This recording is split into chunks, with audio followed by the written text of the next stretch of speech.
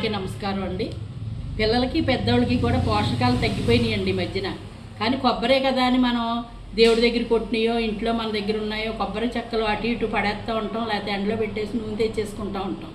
కొబ్బరి తినాలంటే భయపడిపోతున్నారు. నాకు గ్యాస్ వస్తుందని ఒకళ్ళు అంటున్నారు, తినకూడదు బాబోయ్ అనేసి భయపడిపోతున్నారు. కానీ కొబ్బరి వల్ల చాలా ఉపయోగాలు ఉన్నాయంటండి.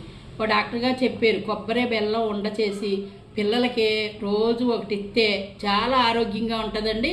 ఐరన్, కాల్షియం మొత్తం అంతా పుష్కలంగా రెండిట్లోనూ ఉంటాయి. దీంట్లో ఉన్న ప్రోటీన్స్ కొబ్బరిలో ఉన్నది జుట్టుకి కానీ బాడీకి కానీ అంతా ఉపయోగపడుతుందండి. అందుకే కేరళ సైడ్ ఎక్కువ కొబ్బరి నూనెతోటి వాడుకుంటారు కదా, మనకే దాన్ని పక్కన పెట్టేస్తామండి. అందుకని కొబ్బరి తోటి చేసి పెడితే బాగుంటుందని అన్నారు. అలాగే కొబ్బరిలో కావాలి అనుకుంటే మనం కొంచెం జీడిపప్పు కానీ లేకపోతే బాదం పప్పు కానీ పొడి చేసుకుని వేపేసుకుని అందులో కలుపుకుని కూడా వేసుకోవచ్చు. కానీ బలం కదండి. ఇప్పుడు పెద్దోళ్ళు పిల్లలు బెల్లం పర్వాలేదు, మరీ అంత తీపి కాకుండా బూరుగు పిల్లి బెల్లం ఉంటుంది, గట్టిగా ఉంటుంది. అది చక్కగా తీపి అంత ఉండదు, సమానంగా ఉంటుంది. అలాంటి బెల్లం వేసేసి లడ్డూల్లా చుట్టేసుకుని డబ్బాలో పెట్టుకుంటే దేవుడి దగ్గర చెక్కలు వేస్ట్గా పోయినట్టు ఉండో, మనం దాన్ని ఉపయోగించుకున్నట్టు కూడా ఉంటుంది. మనం ఏమో ఉండలు చుట్టేసుకుని ఎవరికైనా పెట్టుకుంటానికి కూడా బాగుంటుంది, మన ఇంట్లో తినడానికి బాగుంటుంది.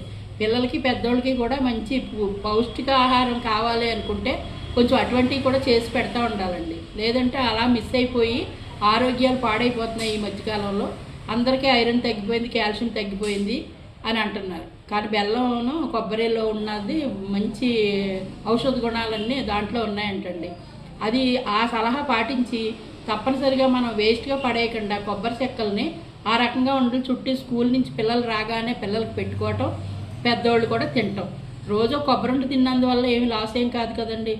ఏదో టైము మనకి ఎప్పుడు కుదిరితే అప్పుడు పిల్లలు వచ్చిన తర్వాత ఏదైనా అడిగినప్పుడు వాళ్ళు బయట ఈ ప్యాకెట్లు అవి కురుకురేలు కొనుక్కుని తినేసి ఆరోగ్యం పాడవుతుంది. అలా కాకుండా కొబ్బరి ఉండని, ఏడుశనగ ఉండని అలాంటి అచ్చులు తయారు చేసుకుని పిల్లలకి పెట్టుకుంటా ఉంటే బాగుంటుంది.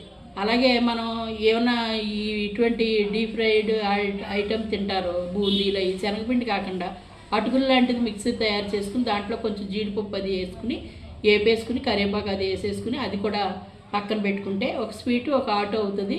ఈ పండగలప్పుడు ఎవరన్నా మన ఇంటికి వచ్చినా ఈ పెట్టి అది పెట్టి కూడా ఇవ్వచ్చు. ఇలా కూడా ఉపయోగపడుతుంది. శనగపిండి కొంతమందికి నాకు పడదు అని అంటారు. అలా పడదనుకున్న వాళ్ళు ఈ రకంగా కూడా ఉపయోగించుకోవచ్చు. ఏమంటారు చెప్పండి, మీ అభిప్రాయాలు చెప్పండి. నేను చెప్పింది కరెక్టే కదా. బూందీలు దూసి ఇవన్నీ చేసే కన్నా అదే అటుకులు నూనెలో వేపేసుకుని ఉప్పు కారం జల్లేసి కొంచెం ధనియాల పొడి అది జల్లుకుని కుదిపేసుకుని చక్కగాను దాంట్లో కాస్త ఏడుశనగ పలుకులు, శనగపప్పు అన్నీ వేసేసి కానీ జీడి పలుకులు వేపేసుకుని తాలింపు వేసేసుకుని పక్కన పెట్టేసుకోవాలి. ఏమంటారు?